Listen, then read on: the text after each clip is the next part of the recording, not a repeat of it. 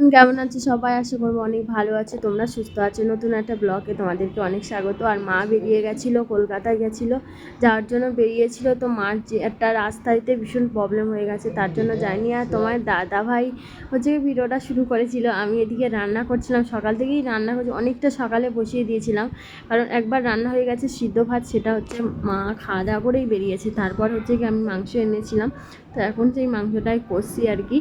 রান্না তো আজকে চলেই যাচ্ছে, আজকে বেশি মাংস না হলে চানি না হলে হয় না।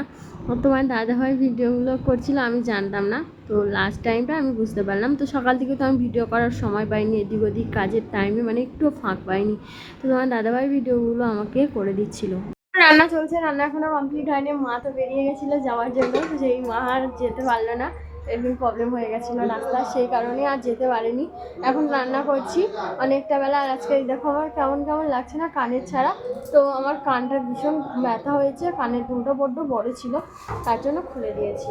আর আজকে তো রান্না কি হচ্ছে তোমরা দেখলে, আজকে হচ্ছে গিয়ে মাংস আর হচ্ছে গিয়ে চাটনি আর একটা ভাজা বানিয়েছি, আর কিছু বানাইনি। আর তোমার দাদা ভাই, তোমরা জানো সন্ন্যাসী হয়েছিলাম, সেই সন্ন্যাসী থেকে নিরামিষ খেতে খেতে খেতে খেতে পেটে মানে শাওলা পড়ে গেছে। তো আজকের ওই জন্য ভাবলাম, মা বললো যাও চিকেন নিয়ে আসো, তো বেশি আনিনি, অল্প করে এনেছি। কাল যেহেতু শনিবার নিরামিষ খেতে হবে, সেই কারণে আজকের অল্প করেই নিয়ে এসেছি।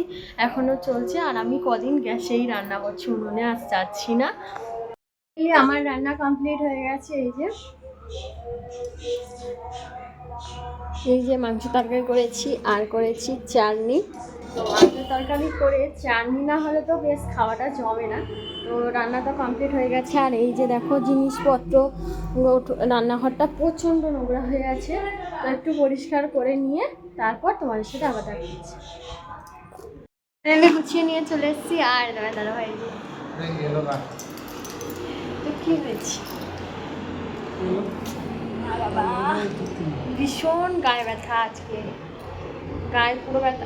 রান্নাবান্না করে এসে বসে আছি, তোমার দাদাভাই ঘুমাচ্ছিল, ডেকে ডেকে তুললাম এক্ষুনি। আর মুখটা আরও তেল ফেলে সেটা, তো ঘুমাচ্ছিল বাবু আমার, তো সবে দেখে তুললাম। আর আমি তো রান্না কমপ্লিট করে নিয়েছি, নিয়ে বসে আছি, মাও বসে আছে। দাদাভাই শুধু স্নান করে এলে তারপর খাওয়া দাওয়া হবে।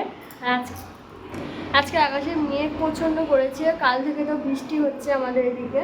কাল রাতে ঝড় বৃষ্টি মানে তুফান, আজকেও আকাশে মানে সকাল থেকে রোদ্দুর বেরিয়েছে, এখন আকাশে প্রচণ্ড মেঘ। তো এখান থেকে দেখা যাবে, এই যে দেখো আকাশে প্রচণ্ড মেঘ, দেখতে আকাশে দেখেছো মেঘে ভর্তি, কারণ এই যে আকাশে একদম পুরো মেঘলা হয়ে আছে, হালকা রোদ্দুর তাও নেই, একদম কড়া রোদ্দুর ছিল, পুরো মেঘলা ভাব। আর এই তোমার দাদাভাই গাড়ি তুলছে, দেখো বৃষ্টি আসার ভয়, এই যে আমার দাদাভাই গাড়ি তুলছে ভয়েতে। আর আকাশে দেখো মেঘে ঝুলে এসছে, প্রচণ্ড মেঘ। আর বাবু আমার তাড়াতাড়ি গাড়ি তুলছে বৃষ্টিতে ভিজে যাওয়ার ভয়তে। আমি শুয়ে পড়েছি, স্নান করে রাখলে তারপর হচ্ছে খাবার পারবো, না হলে আমি শুয়ে পড়লাম জাস্ট।